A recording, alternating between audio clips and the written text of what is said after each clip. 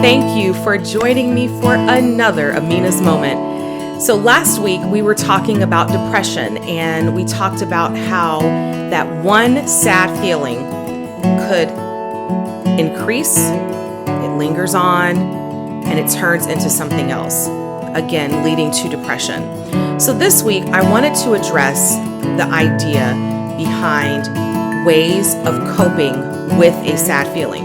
So let's just think about it. Some people, they turn to alcohol, they turn to drugs, or even promiscuous behaviors. When you think about teens these days and the various challenges that are out there, or them actually reaching out to friends that really can't provide the right response or even the right support, there are so many things that are out there today that it's not helping. But our teens are turning to those particular things in life. I am not knocking social media. Hello, we're on it now. But I am going to address the need to make sure that teens are using it in a way that's wise, in a way that's helpful, and in a way that will give them the results that they're looking for. So let's begin. So I was thinking about when it comes down to that sad feeling, who do teens turn to immediately, or what do they turn to? And one of the things I've experienced as a school counselor working with kids, this is my 14th year doing this, I've noticed that usually teens will go to a friend first. Now, the only unfortunate part about that is when they go to a friend, as a parent, you may not know, okay, does this friend really care about my child, or are they just in their lives to get something? Because we know that kids can be mean. Let's just be real. They can be mean. They can do things that are mean. But if in fact a teenager is reaching out to a friend because they're sad, it would be, of course, the hope of a parent that they would get advice, maybe to talk to someone that's older, someone that they trust, someone that may be able to give them advice on how to handle the sad feeling just a little bit better. So when I think about teens and all that they're dealing with, first of all, their hormones are raging. We all know that, right? All over the place. And they're trying to figure out who they are as individuals. And this is where, if you're going to reach out to a friend, make sure that this is a friendship that you've had for a period of time and not someone you just met, because you don't know what kind of advice they're going to give. That's where I get concerned about teenagers reaching to teens for help. Now, if in fact, as a teen, you are going to go ahead and reach out to a friend, please make sure that it's someone that you trust. I had mentioned that before, but then someone that really has your best interest at heart. When you're dealing with sadness, you're vulnerable.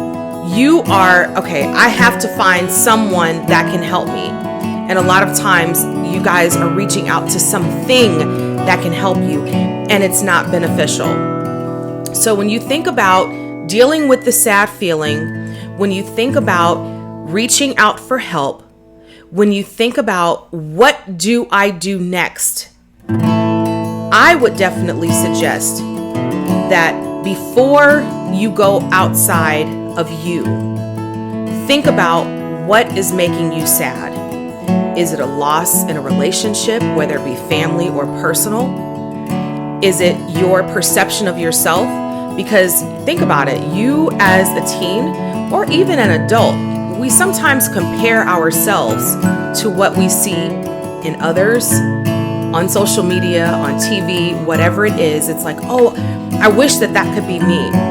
But if you could find on the inside that value that you have, so as you're dealing with the sad feeling, really, really think about what is it that's on the inside of me that's positive, that's good, that's happy, even if you're not feeling it right then and there. I was actually thinking about some situations that I've dealt with over the years, just those sad moments, and I had a situation where I was pregnant and someone not really close to me, I wouldn't say that, but just someone in one of my circles made a comment about my weight. I'm pregnant. So again, hormones everywhere, just like a teen. And I broke down after hearing what that person had said about me. And that for me was a very sad moment because someone's talking about me in a negative way about something I could not control. I don't know any mother-to-be that can control the size of what their stomach becomes. You can't control that. That's just like teens in life when someone's mean to you, whether it be the color of your skin, whether it be your financial background that your parents may be able to control, but you can't. Maybe it's the home that you live in that your parents can control, but you can't. All of these situations and circumstances, there's so many things you can't control as a teen. And so when someone's mean to you based on that can create a sad feeling. And so back to my moment, I sat in my vehicle and I was hurt because I didn't think that the person that had said it, that they would even do anything like that. I'm like, what did you gain from saying that about me? And so one of the things that I did, I reached out. Now, I was able to reach out to my husband. But again, this is someone that I trust. You need to make sure that you have someone that you trust, somebody that's not going to be judgmental, because he could have looked at me and said, why don't you just get over it? It's not that big of a deal. That person doesn't know you like that. Or, why would you even care what they think about? That is the wrong response. Let's just be real. That is the wrong response. When someone, and I said this last week, your feelings are valid. When you are in a place of pain, you don't need someone in your life to say, get over it. No, do not accept that. So you want someone in your life that will listen to you, listen to your heart, listen to your pain. That's what you want in a friend, I would hope. I hope that's one of the things that if you had to list, these are the characteristics of a friend. A good listener that does not judge, that is there to listen. So during that moment, I'm sitting in my vehicle, telling my husband what's going on. I'm crying and he's comforting me with his words and saying, it's okay. It's going to be okay. I know you may not be feeling okay right now, but it is, because he assured me, you are beautiful. He didn't even have to say that, but he did. And he made me feel like a beautiful person just over the phone. And no, did the sad feeling go away right then? It did not, absolutely not. But what it did was it brought me to my reality. I had to accept that someone hurt me. I didn't deny it. I didn't say, oh, those words didn't hurt. And I don't know if you guys have heard that saying. I think it goes like, sticks and stones may break my bones, but words will never hurt me. That is one of the biggest lies I've ever heard. Because I'm like, no, yeah, sticks and stones will break my bones and, cause harm. But words, they go deeper than that. You can heal from a broken arm or wrist or leg. But when someone says something that is hurtful, it's almost like deep on the inside.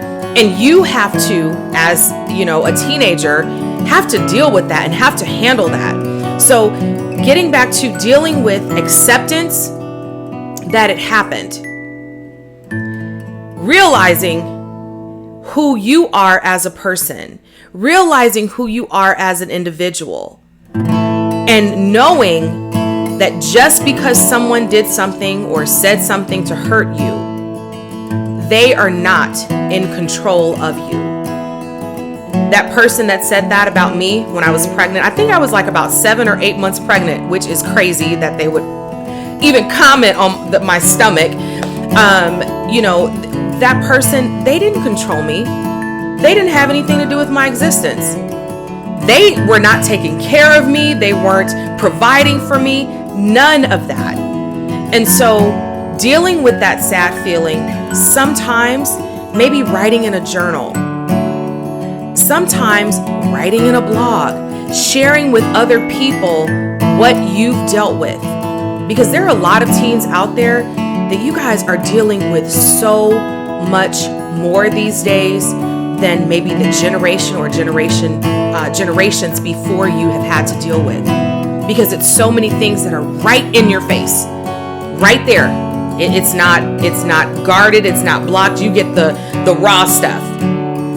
And so with that in mind, I just want to let you know that turning to drugs and alcohol, even sleeping around, whatever it is, doing things that are out of character for you, does not eliminate the sad feeling.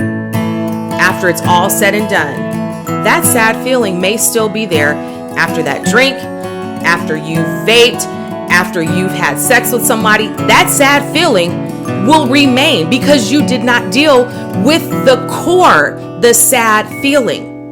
So if you are feeling something, whether it be a loss of a relationship, let's say a relationship has ended and you are sad about it, you know what? You're going to be sad because we're human. We have feelings and we have to accept that it's happened. But at the same time, let's get to the point in our minds, in our hearts, that we say, I just want to be able to continue to live. I don't want to stop. And if someone has left you, it's kind of like their loss. I believe, and this is what I've said this to my husband, so I can tell you guys, it's not a secret. I dated some great guys in the past. They just weren't for me. They weren't. You can't marry every great person that you date. Every person that you get to know, you can't marry everybody. Unless you're planning on just getting married over and over again. But I say that to say this: life is going to happen and it's going to hurt. But there is a way to move on. There is a way. Do you have a creative side? Are you into the artistic things of life? Do you paint? Do you draw? Do you sing? I don't know. Do you dance? Whatever it is that you do that brings you joy, that is healthy. Those are the things you turn to. Some people, they can feel bad and they just start writing. And they write some great and amazing things. I've had students in times past that they were sad and they would go and they would start drawing. And after they were drawing and finished the product, it was like, I feel better, because it was a way to get it out. If you have to scream, just scream. Just scream. If, in fact, you have to go out and exercise, do it. There are ways to deal with the sad feeling before it turns into something that you can't handle. It's easier, for example, for you to uproot, let's say, a dandelion, or even a rose or a flower, or even a piece of grass. It's easier to pluck that and to pull it. I want you to go try and do that with a tree. I personally do not know of an individual that can wrap their arms around a tree. I'm talking about a real, big tree. I'm not talking about something that's tiny and, barely existing. A real tree and pull it up. It's easier to deal with the small stuff before they get big and you can't handle it. Because now, if you just needed to pull a few pieces of grass out of your life, or just this dandelion, this little weed or whatever, before it grew into something big, it's so much easier to handle, so much easier to deal with. So what I'm trying to convey to you is, before that sad feeling grows, talk to someone, do those things that make you happy, that are healthy for you. Don't turn to anything that would create addictions, that would create havoc in your life. And you know what? Posting everything on social media may not be the best idea for you. Maybe that might make it worse, because then you get the comments from other people. Don't you just hate it when people comment on stuff and you're like, I didn't even really want you to comment on that. But when you put it out there, you're basically saying, I want to hear what you have to say. So be careful with that part of it. So I want to remind you, it's easier to deal with something smaller than it is to deal with something that's big like a tree. You can handle the tiny stuff if you put in the work. And it's not going to be necessarily easy. It can be easier than dealing with something that's really big. And so this particular Amina's moment, I want you to think about what are some of those small things in your life that you've had to deal with. How did you deal with them? Were you successful? Did you step away and maybe say, you know what, I just want to sit back and I just want to think about the space that I'm in. Why am I feeling this way? Once you identify why you're feeling this way, then you can move on with, okay, what is my next step? Do I need to talk to someone?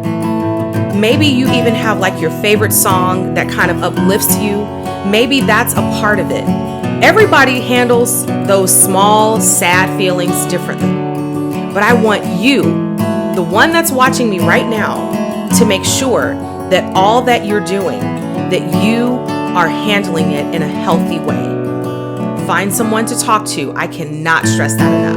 Because sometimes getting it out and getting it out of your body, it feels better.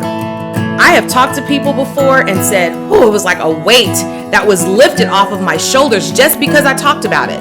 It doesn't make the feeling necessarily go away, but now I'm hearing myself talk and I'm like, you know what?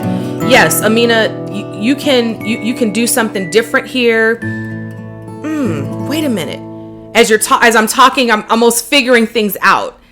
So once you figure out what works for you, that's what I want to encourage you to do. Thank you for tuning in for another Amina's Moment. I will see you next time.